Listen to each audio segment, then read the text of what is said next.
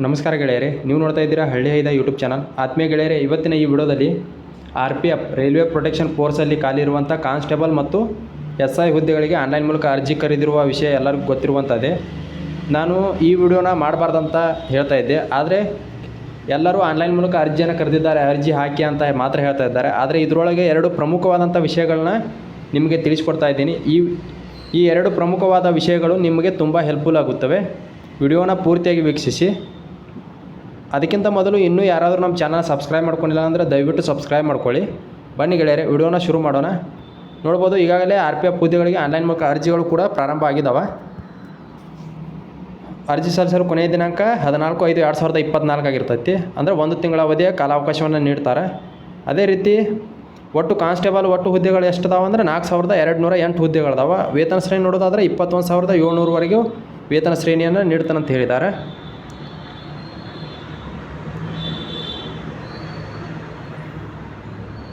ಅದೇ ರೀತಿ ನಾನು ಹೇಳುವಂಥ ಎರಡು ಪ್ರಮುಖವಾದಂಥ ವಿಷಯಗಳು ಯಾವ್ಯಾವು ಅಂದ್ರೆ, ಇದರೊಳಗೆ ನಿಮಗೆಲ್ಲ ಗೊತ್ತಿರುವಂತೆ ಏಜ್ ಲಿಮಿಟ್ ಒಳಗೆ ಎಲ್ಲರೂ ಹೇಳ್ತಿರ್ತಾರೆ 18ರಿಂದ 25 ವಯಸ್ಸಾಗಿರ್ಬೇಕಂತೇಳಿ. ಈಗ ಯಾರು 12th ಮುಗಿಸಿದ್ದೀರಲ್ಲ, 12ನೇ ತರಗತಿ ಮಾನ್ಯ ರಿಸಲ್ಟ್ ಬಂತಲ್ಲ, ಯಾರು ಪರೀಕ್ಷೆ ಪಾಸ್ ಆಗಿದ್ದೀರಿ ಅಥವಾ ಫೇಲ್ ಆಗಿದ್ದೀರಲ್ಲ ಅಂಥವ್ರು ಕೂಡ ಇದರೊಳಗೆ ಅರ್ಜಿಯನ್ನು ಹಾಕ್ಬೋದು. ಯಾವ ರೀತಿ ಅಂದರೆ 1/7/2024 ಯಾರಿಗೆ 18 ವಯಸ್ಸಾಗುತ್ತಲ್ಲ ಅಂಥವರು ಈ ಹುದ್ದೆಗಳಿಗೆ ಅರ್ಜಿ ಹಾಕ್ರಿ. ಈ ವಿಷಯಗಳ ತಿಳಿದೇ ನಾವು ಅನೇಕ ಹುದ್ದೆಗಳನ್ನ ಮಿಸ್ ಮಾಡ್ಕೊಂಡಿದ್ದೀವಿ. ಇಂಥ ಹುದ್ದೆಗಳನ್ನ ಮಿಸ್ ಮಾಡ್ಕೋಬೇಡ್ರಿ. ಯಾಕಂದ್ರೆ ಕೆಲವು ಮೂಲಗಳಿಂದ ತಿಳಿದಾಗ ಇದೇ ಕೊನೆಯ ಬಾರಿ ಅಂತ ಹೇಳಿದ್ದಾರೆ RPF ಹುದ್ದೆಗಳನ್ನ ಕರೆಯುವುದು. ದಯವಿಟ್ಟು ಪ್ರತಿಯೊಬ್ಬರು ಈ ಹುದ್ದೆಗಳಿಗೆ ಅರ್ಜಿಗಳನ್ನು ಹಾಕ್ರಿ. ಯಾರಿಗೆ 1/7/2024 18 ವಯಸ್ಸು ಹಾಕವಲ್ಲ ಅಷ್ಟರೊಳಗೆ ಅವರು ಈ ಹುದ್ದೆಗೆ ಕಡ್ಡಾಯವಾಗಿ ಅರ್ಜಿ ಸಲ್ಲಿಸ್ರಿ. ಅರ್ಜಿ ಕುಂಡಿರ್ತೈತಿ. ಅದೇ ರೀತಿ ಏಜ್ ಲಿಮಿಟು SC/ST ಆದರೆ 5 ವರ್ಷ, OBC ಆದರೆ 3 ವರ್ಷ, ಅದೇ ರೀತಿ ಎಕ್ಸ್ ಸರ್ವಿಸ್ ಮ್ಯಾನ್ ಅವರಿಗೆ 3, 6, 8 ವರ್ಷ ಅಂದರೆ ಕಾಸ್ಟ್ ವೈಸು. ಇದನ್ನೆಲ್ಲ ಆಲ್ರೆಡಿ ಬೇರೆಯವ್ರು ಹೇಳಿರ್ತಾರೆ. ಇಲ್ಲಿ ನೋಡ್ಬೋದು 1/7/2006 ಯಾರಿಗೆ 1/7/2006 ಯಾರು ಜನಿಸಿರಲ್ಲ ಅಂಥವ್ರೆಲ್ಲರೂ ಕೂಡ ಇದಕ್ಕೆ ನೀವು ಅರ್ಜಿ ಹಾಕಲು ಅರ್ಹರಿರ್ತೀರಿ. ಇದು ಒಂದು ಪ್ರಮುಖವಾದಂಥ ಮಾಹಿತಿ. ಮತ್ತು ಅರ್ಜಿ ಶುಲ್ಕ ಎಷ್ಟಿರುತ್ತೆ ಅಂತ ನೋಡೋದಾದ್ರೆ 500 ರೂಪಾಯಿ OBC ಆಲ್ ಕ್ಯಾಂಡಿಡೇಟ್ಸಿಗಿರುತ್ತೆ. ಮತ್ತು SC/ST, ex service man, female, EWS ಅಭ್ಯರ್ಥಿಗಳಿಗೆ 250 ರೂಪಾಯಿ ಅರ್ಜಿ ಶುಲ್ಕ ಇರ್ತೈತಿ.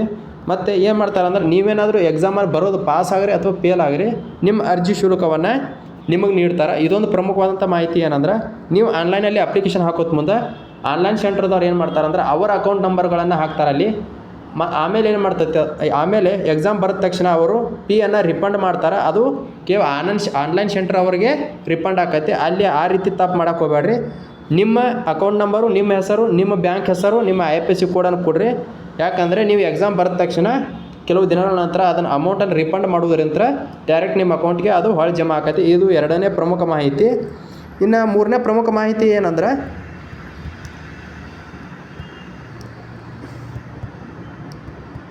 ಎಲ್ಲರೂ ಆನ್ಲೈನ್ದಾಗ ಅರ್ಜಿ ಸಲ್ಸಕ್ಕೆ ಹೋಗಿರ್ತೀರಿ. ಅವಾಗ ಏನು ಮಾಡ್ತೀರಿ, ಈಗಾಗಲೇ ಇರುವಂಥ ಫೋಟೋ ಕಾಪಿಗಳನ್ನು ತೊಗೊಂಡು ಹೋಗ್ತೀರಿ. ಆದರೆ ನಿಮ್ಮ ಫೋಟೋ ತೆಗೆಸ್ಕೊಂಡಾಗ ಫೋಟೋ ಬ್ಯಾಕ್ಗ್ರೌಂಡ್ ಇರುತ್ತಲ್ಲ ಹಿಂದಿನ ಸೈಡು, ಅದು ವೈಟ್ ಕಲರಲ್ಲಿ ಇದ್ದರೆ ಮಾತ್ರ ಅದು ಫೋಟೋ ತೊಗೊಳುತ್ತೆ. ಅಂಥ ವೈಟ್ ಕಲರ್ ಇದ್ದಂಥ ಫೋಟೋಗಳನ್ನು ಮಾತ್ರ ಅಪ್ಲೋಡ್ ಮಾಡಿರಿ. ಇರ್ಲಿಕ್ಕಂದ್ರೆ ನಿಮ್ಮ ಅಪ್ಲಿಕೇಶನ್ ರಿಜೆಕ್ಟ್ ಆಗೋ ಸಾಧ್ಯತೆ ಇರ್ತೈತಿ. ಈಗ ಉದಾಹರಣೆ ನಾನು ಕೆಲವೊಂದಿಷ್ಟು ಫೋಟೋಗಳನ್ನ ತೋರಿಸ್ತೀನಲ್ಲ, ಇಲ್ಲಿ ನೋಡ್ಬೋದು, ನಾನು ಕೆಲವೊಂದಿಷ್ಟು ಫೋಟೋಗಳನ್ನ ತೋರಿಸ್ತೀನಿ.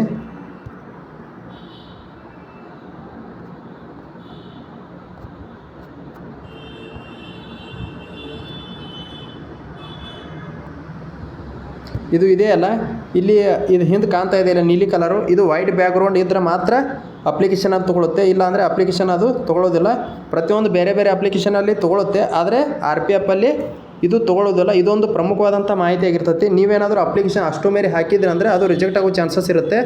ದಯವಿಟ್ಟು ವೈಟ್ ಬ್ಯಾಕ್ಗ್ರೌಂಡ್ ಇದ್ದರೆ ಮಾತ್ರ ಅರ್ಜಿಯನ್ನು ಹಾಕಿರಿ. ವೈಟ್ ಬ್ಯಾಕ್ಗ್ರೌಂಡ್ ಇರುವಂಥ ಫೋಟೋಗಳನ್ನು ತೆಗೆಸಿ ಅವುಗಳನ್ನು ಅಪ್ಲೋಡ್ ಮಾಡಿರಿ. ಇದು ಮೂರನೇ ಪ್ರಮುಖವಾದಂಥ ಮಾಹಿತಿ ಆಗಿರ್ತೈತಿ. ಯಾರಿಗಾದರೂ ಇಂಟ್ರೆಸ್ಟ್ ಇದ್ದರೆ ದಯವಿಟ್ಟು ವೈಟ್ ಬ್ಯಾಕ್ಗ್ರೌಂಡ್ ತೆಗೆದು ಸಿಗ್ನೇಚರ್ದು ಮಾಡಿ ನಾನು ವಾಟ್ಸಪ್ ನಂಬರ್ಗೆ ಸೆಂಡ್ ಮಾಡಿದರೆ ಸಾಕು. ನಾನು ಫ್ರೀಯಾಗಿ ಉಚಿತವಾಗಿ ಅರ್ಜಿಯನ್ನು ಹಾಕಿ ಕಳಿಸ್ತೀನಿ ನಿಮಗೆ. ಇದಕ್ಕೆ 10ನೇ ತರಗತಿ ಪಾಸ್ ಆಗಿದ್ದರೆ ಸಾಕು ಕಾನ್ಸ್ಟೇಬಲ್ ಹುದ್ದೆಗೆ.